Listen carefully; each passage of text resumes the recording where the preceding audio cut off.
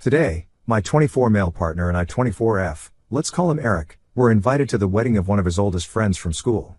We received our save the date months ago, and the invite was addressed to Eric and Vicky. Our invite stated we were invited for the whole shebang, the service, the breakfast and the evening reception. Our RVSP required both of our dietary requirements for the breakfast, which we replied to ages ago. I thought this was pretty awesome and generous of the bride and groom, as I had never met either of them and Eric was only close with the bride, so it was a very nice gesture. The wedding is a few hours away from where we live, and since neither of us drive, I booked train tickets in advance which came to about £60 each return and an Airbnb, which worked out at £90 between us. We don't earn a lot, so this is quite a big spend to justify. However, since they had invited us to the whole wedding, we thought it would be rude not to go. The bride also specified colors we should wear, so I bought a new outfit since I didn't have anything formal that would be suitable. Not the end of the world, but with Christmas coming up it was a bit difficult and I had to be really frugal all through November to make it work. Total spend was probably double what I would spend monthly on fun stuff like going out for dinner or drinks or new clothes. We got to the service and it was beautiful, the bride looked lovely and it was very emotional. I get nervous at weddings, couldn't say why, and so I hadn't eaten beforehand, figuring the 4-course breakfast would fill me up nicely. After the ceremony, we went straight into the venue to have drinks and sit down at tables. We were towards the back of the line into the venue and so half the congregation had already sat down. We glanced at the seating plan, saw Eric's name and headed over. There was no place setting for me. Eric found his name but there weren't any free seats at the table. Eric sat down, and I asked an usher whether there was a mistake. He didn't know, so he waved over the bride. She and I had never met before, but she seemed friendly, until she opened her mouth. "Oh no, you're not part of the breakfast, the invitation was just for the reception and service. You're welcome to come back later." This was in front of most of the guests who had already sat down, in a big venue, probably 140-ish seats. The usher suggested I go to the pub. Eric didn't know what to do but didn't want to cause a scene, so he stayed put and quiet. I quite literally have never felt so embarrassed and humiliated in my life. I left, and it was raining heavily, hadn't brought an umbrella, since it was an indoor wedding, and being in a rural place, I had to walk about 20 minutes to get anywhere else. The usher had suggested a pub where the other guests are, so I just kept walking, but my shoes were literally ruined and soaked through. As well as being pretty damn cold because it's December and I was dressed for a wedding. Get to the pub to find a handful of merrymakers drinking heavily, at 2 p.m., in wedding clothes, introduced myself kind of awkwardly as they were total strangers, and they were luckily really nice. They invited me to sit with them and tell them about the service. All of them had only been invited to the reception. I asked one of them if I could see their invite, and it was crystal clear that they were evening guests. There was no mention of the service or the breakfast, nor their dietary requirements. I apparently was the only person who was invited, and then uninvited, to the whole do. I sat with them and had some food, because I was starving, but they all started leaving to get ready at about 4 p.m. Being a total stranger, I didn't think it best to ask to come with them, but I had never been to this town before and besides Eric, I didn't know anybody. Since being ejected at 1:30 p.m.-ish, I was expected to just hang until 7:30 p.m. when the reception started. So I left. I feel so unwelcome and unwanted that I just wanted to go home. The evening do will start in about half an hour, without me, but I just can't bring myself to attend knowing that half the guests watched me being asked to leave by the bride herself. I traded in my train ticket, which was a return for tomorrow, and now I'm traveling back alone. I texted Eric to tell him, but he didn't respond. I've been holding back tears since I was ejected, 6 hours ago, and I feel completely torn. I don't understand what happened with the invite, whether it was a mistake or whether I was just supposed to know that it was only for Eric, despite being addressed to both of us, despite asking for both of our dietary requirements, despite explicitly stating we were invited to the whole wedding.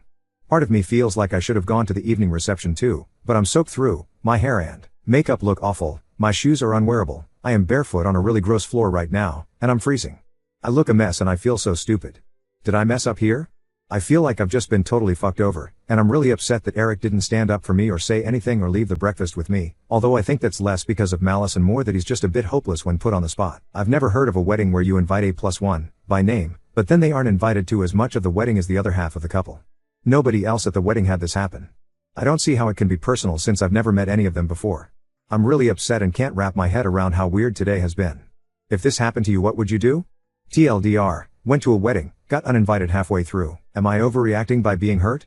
Edit, so this blew up way more than I expected. Thank you everyone for your words of support, it's really helped and I've gone from a for wobbly wet mess to a cackling harpy with my big glass of wine. You guys don't hold back on your opinions and I kind of love it. It's now nearly bedtime here, Eric stayed at the party and presumably is still here. I came home and feel a lot better for knowing how a shitty a situation this was. Karma's a bitch, and when they go low we go high, so I'm going to go to bed and sleep on it and think about next steps in the morning. A lot of people think I should dump Eric, whereas that had never crossed my mind. I was mostly pissed off with the bride and the mo who may have been involved too, I don't know. Eric will be coming home sometime tomorrow, and we're going to talk. I want to hear his piece because he's been drinking since lunchtime. He might just be a dum-dum rather than a full blown asshole. Either way, no wind up sudden decisions right now. I will try and come back and update as and when anything else happens. Update 1. Basically I went to a wedding of my boyfriend's oldest friend from school and got uninvited from the wedding breakfast as it was starting.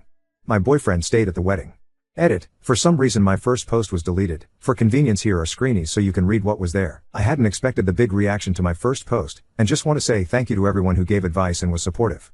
I was feeling super shitty when I initially posted, and after an hour of drinking wine and reading your comments I felt a lot more sane and calm.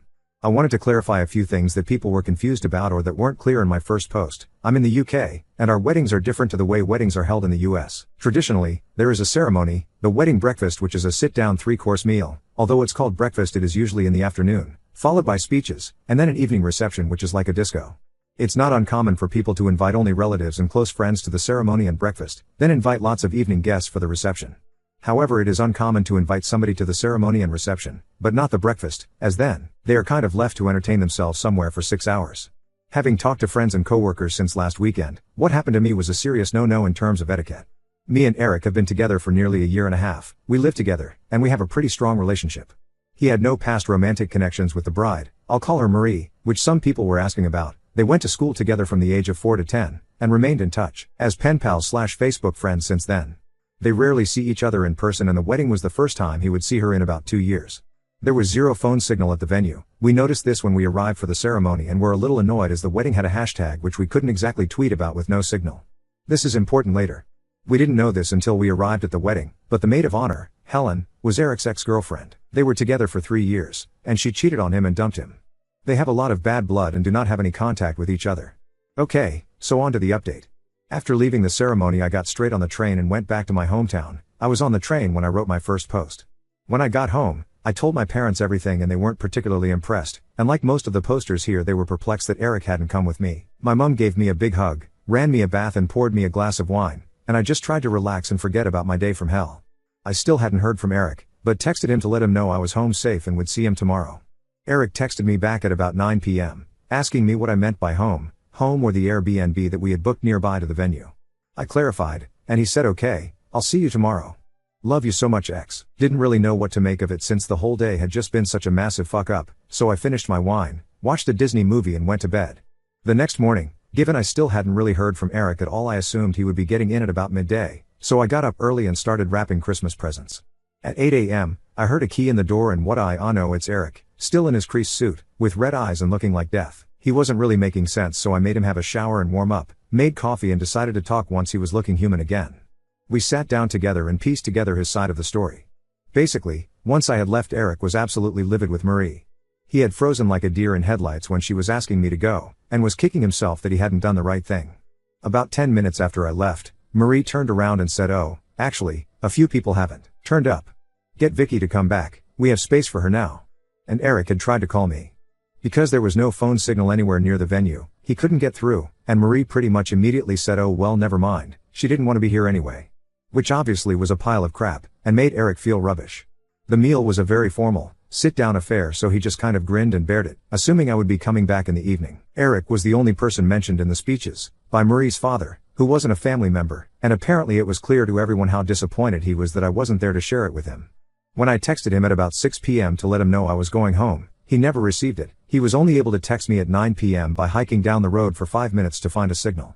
All the while his ex Helen was being sickly sweet, asking where I was, why didn't I want to come and enjoy the party, was I shy? Apparently with quite the evil glint in her eye, like she had got exactly what she'd wanted. Neither of us knew she was the mo until we got there, and given their bad relationship, Eric was pretty pissed off that Marie had failed to mention she had such a prominent role in the wedding. Whether Helen was behind the seating error, I don't know, but if she was, then Marie was just as bad in enabling it to happen. So Eric stayed at the wedding, miserably, and went back to the Airbnb afterwards alone. He barely slept, feeling angry at Marie and Helen for fucking with us and at himself for not sticking up for me, and left at 4:30 a.m. to get the first train home, hence why he was back at our place so early. He wasn't really apologetic to me at all, he didn't really seem to see how it was shitty for me. He more felt like he had been insulted by the situation and let down by his oldest friend. He is cutting off Marie and doesn't want anything else to do with her. So, yeah. That was Eric's take on the whole thing. To be honest, I was pretty pissed that in all of this, he hadn't really considered how I felt, or what it had been like for me getting thrown out of the wedding.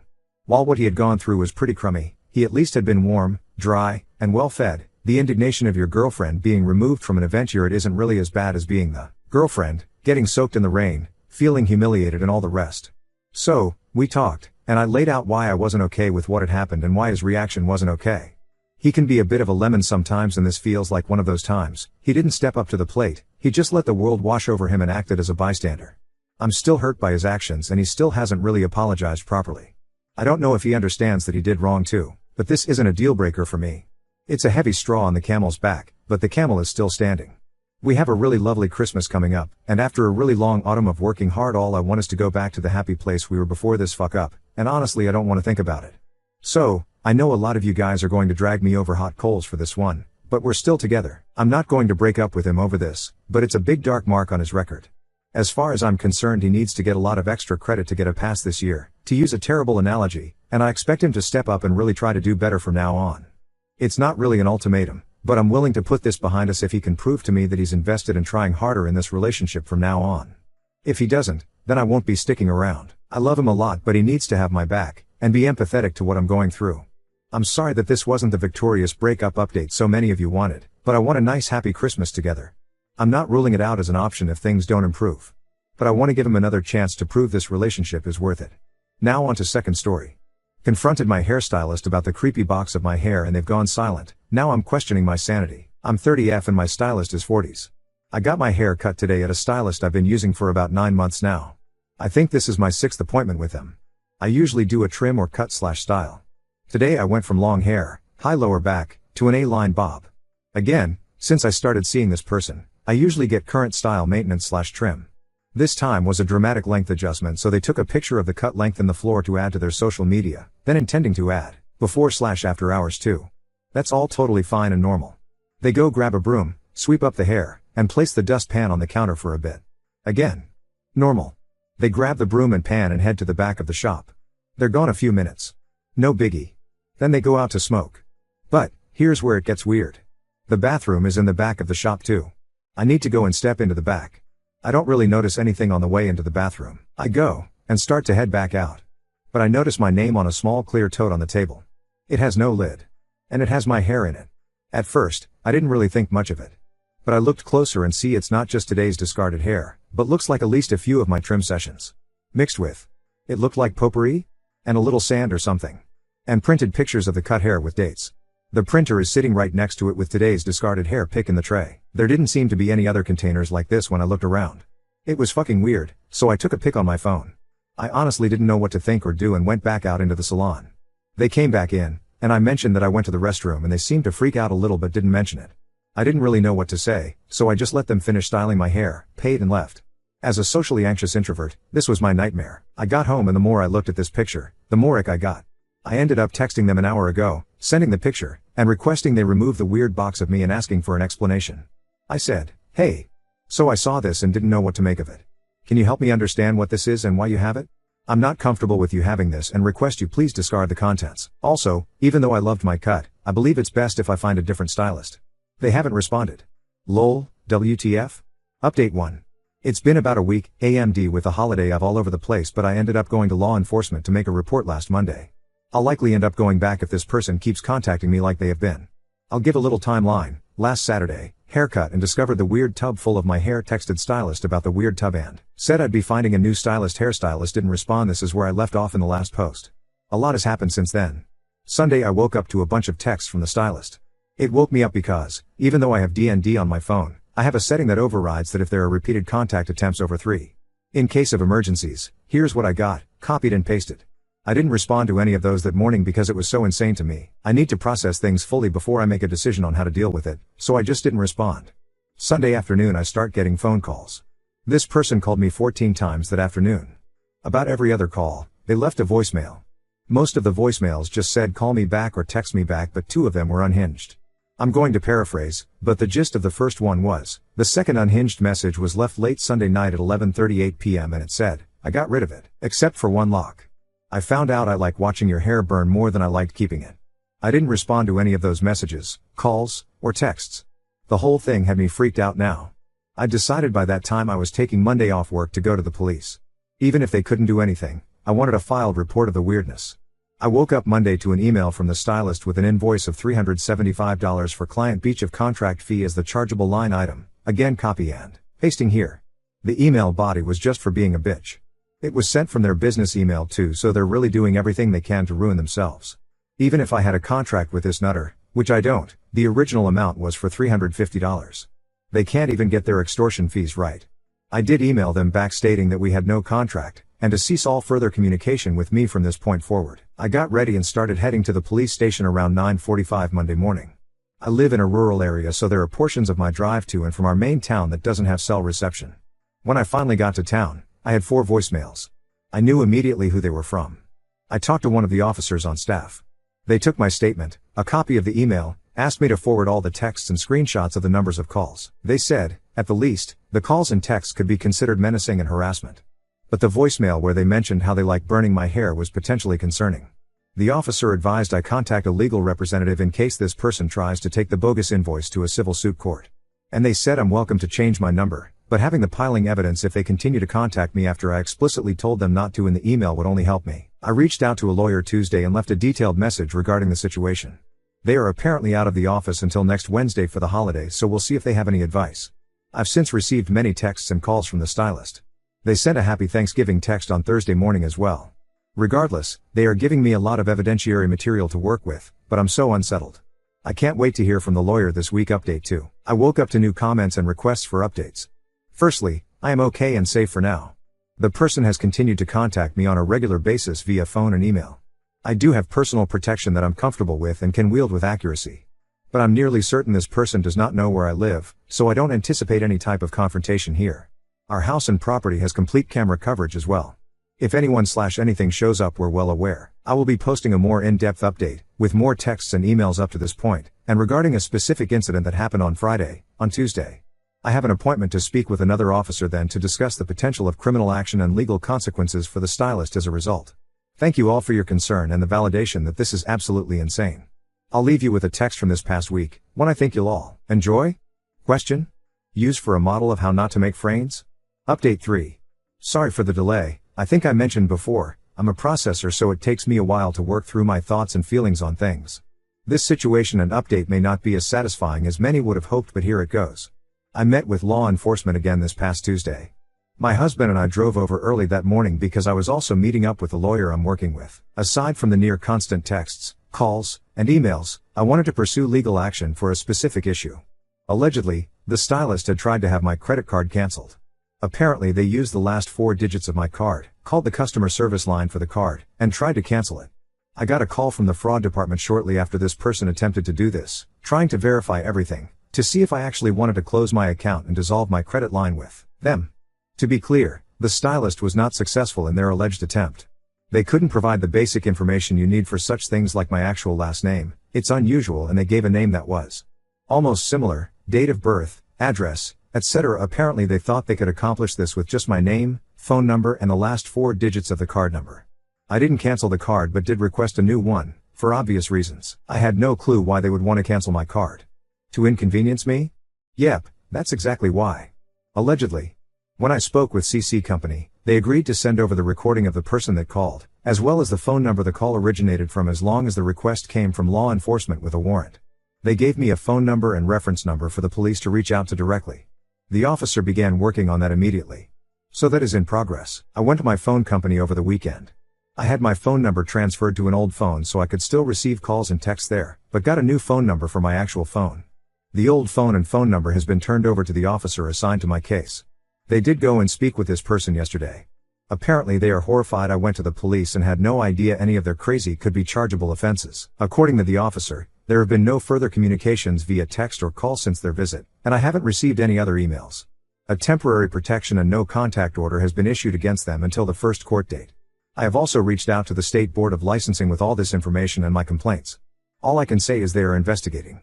Outside of that information, I'm limited on any other information I can share since the legal process against this person has officially begun. We're just waiting to see how this all plays out now. It's been a long few weeks. I'm hoping for the best here. I'm already so relieved to no longer be getting calls, texts, or emails constantly. Thank you for all the concern, advice, and good wishes. This was meant to be an outlet for me to vent and process, and I'm so grateful that you have allowed me to do that, with the huge amount of support you have given.